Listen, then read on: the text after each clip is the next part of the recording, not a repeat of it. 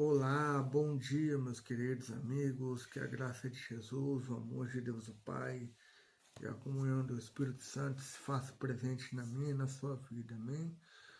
Se porventura você não é inscrito no canal, se inscreva no canal, partilhe o canal para outras pessoas, deixe o seu like e comente, né, sobre o que você quiser, né?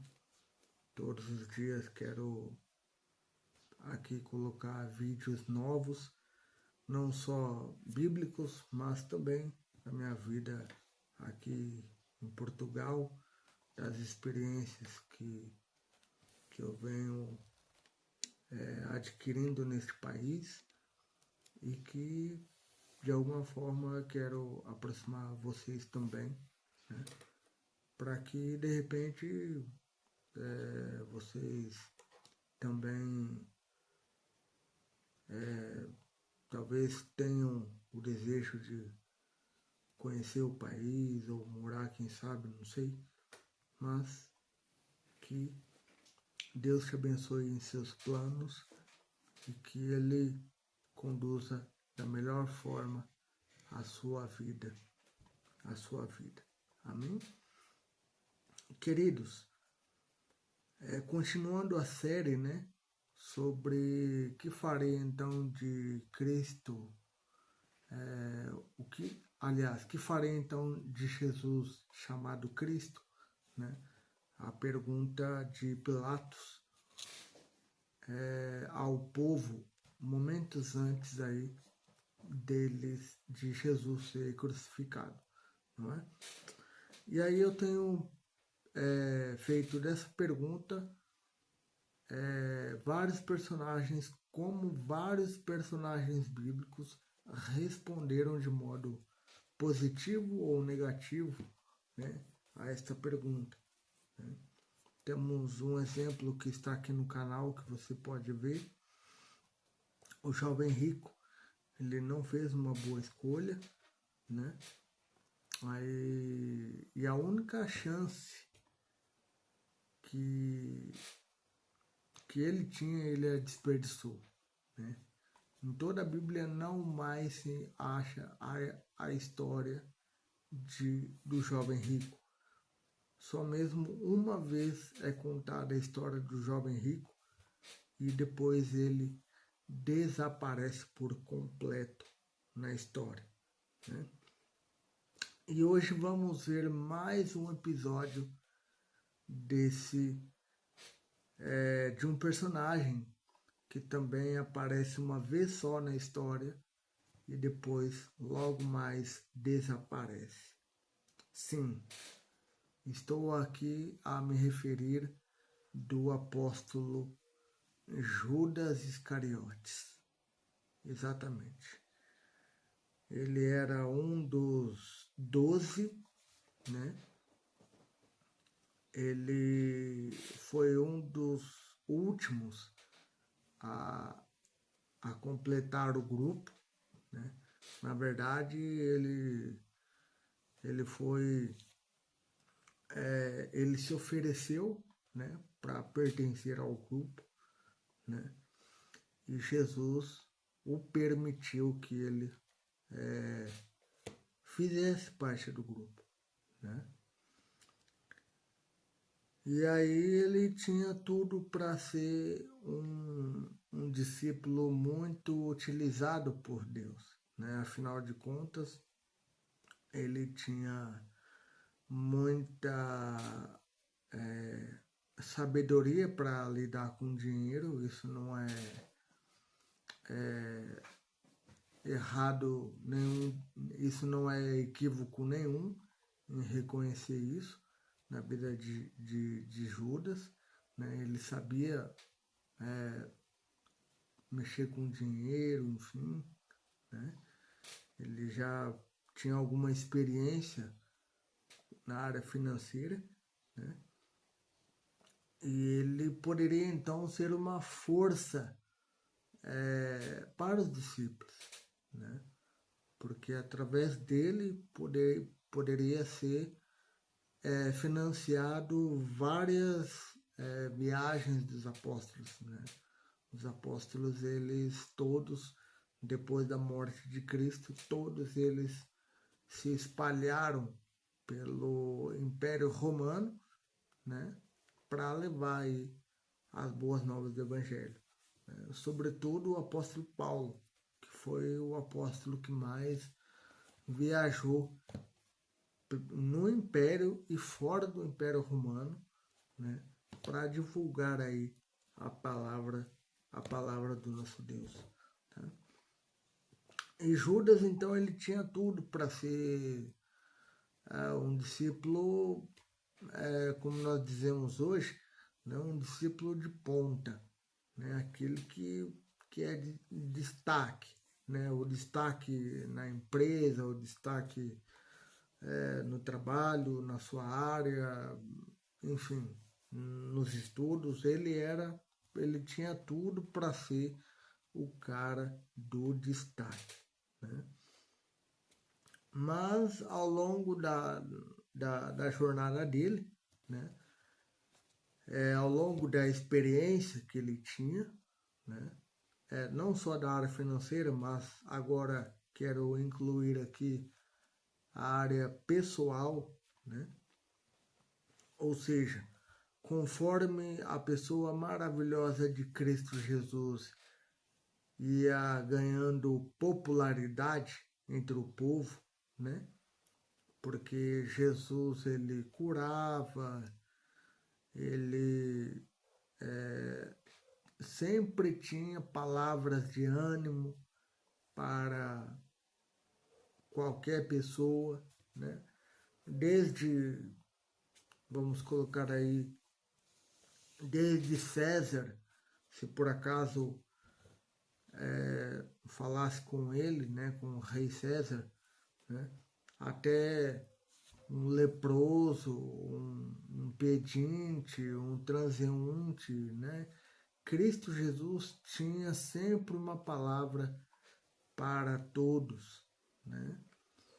Aí, logo mais, numa outra oportunidade, posso aí explorar um pouco melhor o que Jesus tinha para falar para diferentes pessoas, diferentes classes sociais, enfim, né? Ora uma classe era um pouco mais dura, ora uma classe era um pouco mais maleável, um pouco mais amigável, um pouco mais aberta, né? Um diálogo mais aberto, né? Mas voltando aqui para a nossa meditação,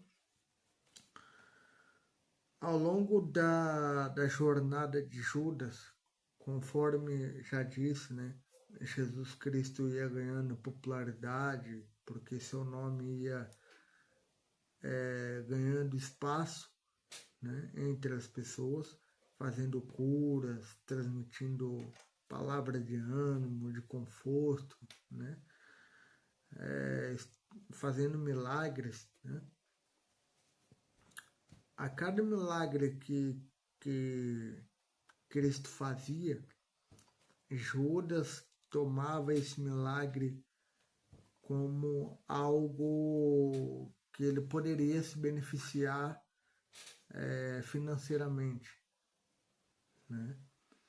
Porque ele tinha tudo, né? Ele tinha alguém que fazia milagres, ele próprio até pouco tempo atrás trabalhava para o governo, né?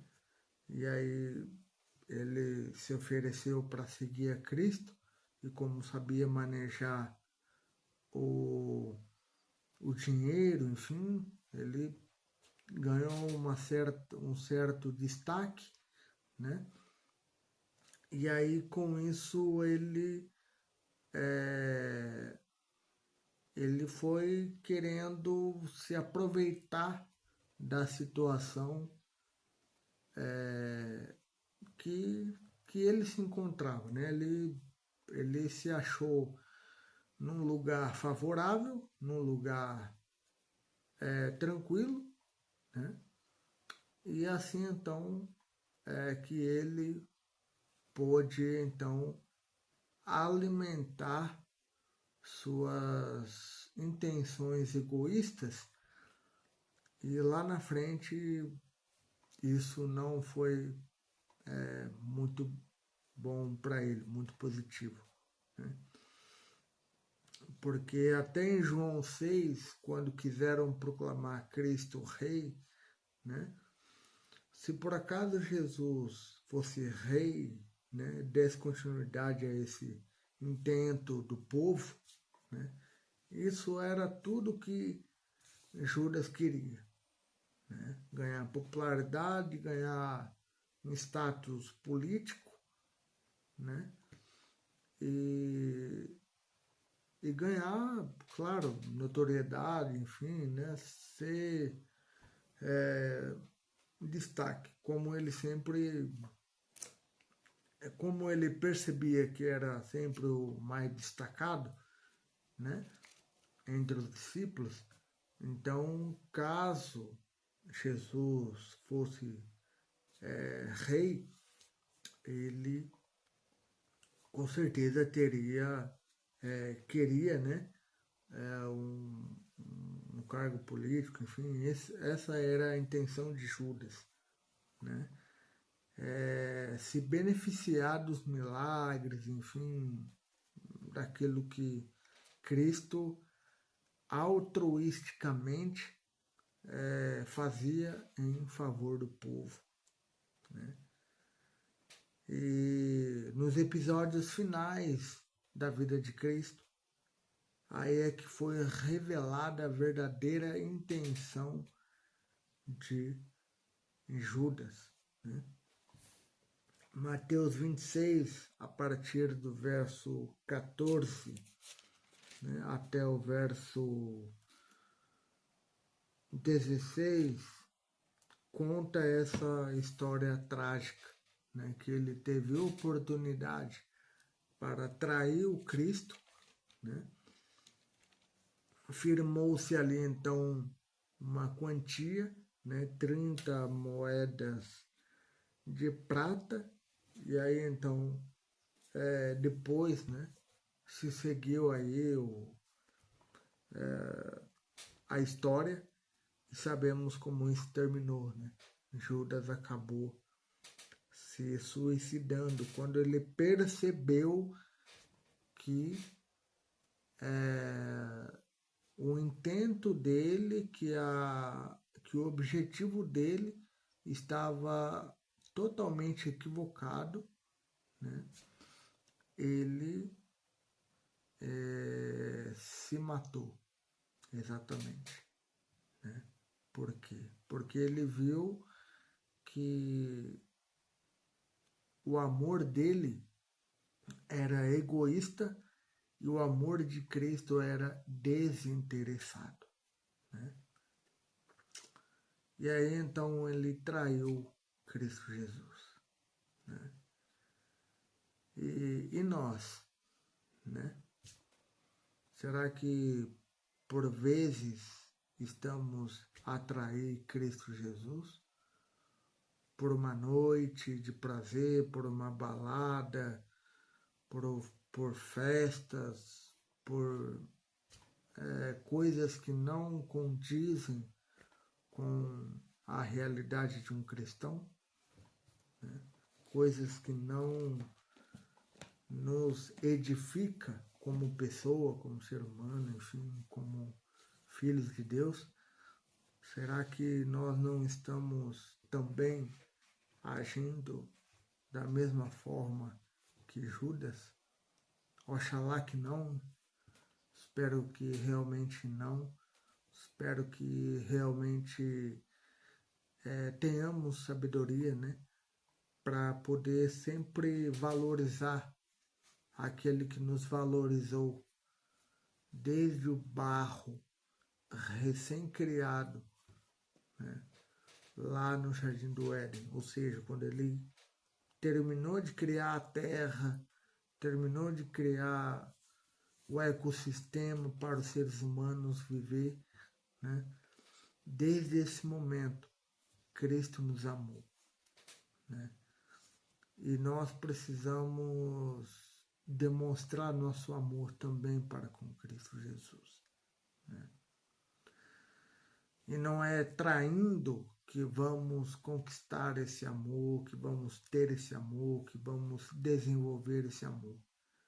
É amando a pessoa maravilhosa de Jesus, é amando a pessoa maravilhosa do Espírito Santo, é amando a pessoa maravilhosa de Deus o Pai, é que realmente vamos ter carinho, amor, respeito, consideração por aquilo que Cristo fez na cruz do Calvário, né? E que essa história sirva de lição, né, para mim e para você, não repetir, não fazer igual a Judas, que infelizmente, por muito pouco, por não compreender corretamente o plano da redenção, ele acabou por se comprometer, né? A sua influência, a sua pessoa, né? E que nós hoje venhamos a aprender pelo contraste, exatamente, né? Aprender com a diferença, né? Fazendo diferente daquilo que Judas fez. E que possamos ter uma vida próxima, que possamos realmente estar próximos de Cristo Jesus cada dia. Amém? Vamos orar? Querido Pai, muito obrigado, Senhor, pelo dia, pela vida, pela saúde, por tudo aquilo que o Senhor nos dá.